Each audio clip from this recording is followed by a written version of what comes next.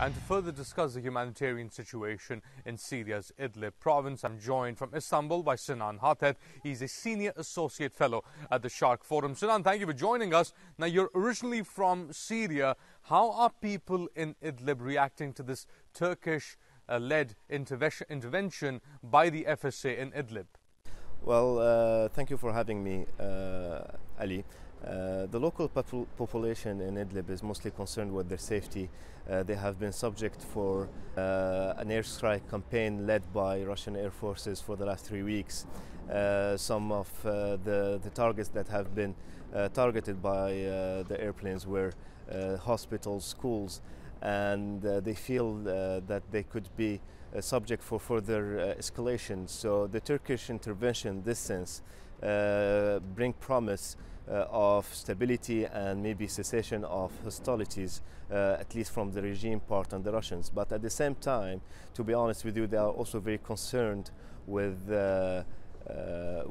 what would follow with the Astana process. How would that impact the political process?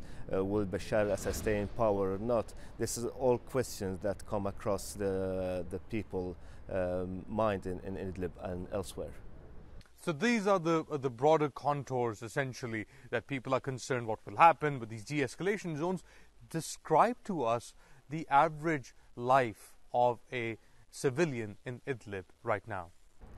Well, people are mostly going through their natural routine. This has been going for the last 5 years. Of course, some of the local councils had to stop their activities in the last 2 weeks because of fear of being targeted by Russian air forces. Otherwise, people are still going to their own businesses. School teachers are still teaching, but instead of doing it up to the open or in the known buildings, they're doing it into alternative locations. People have been used to this kind of operation now. What they're looking for is mostly to stop their strikes. And they trust Turkey, they trust the Turkish army. They've seen what is done in the Bab region, and they believe that it could eventually bring peace to them.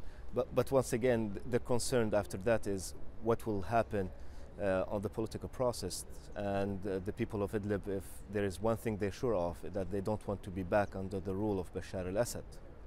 Sinan, as we saw in Aisha Jamal's report there, Turkey says it doesn't want to see of what happened in Aleppo. Are Turkey's concerns justified over the violence in Idlib?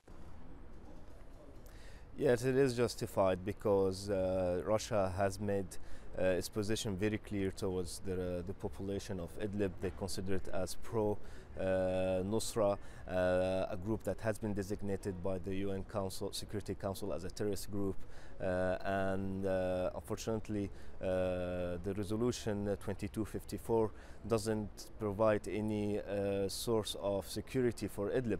So the justification is solid for entering Idlib, not to see what happened in Aleppo repeating itself in the province.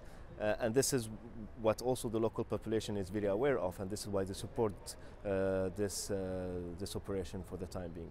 Sinan Hatahet, thank you for joining us from Istanbul.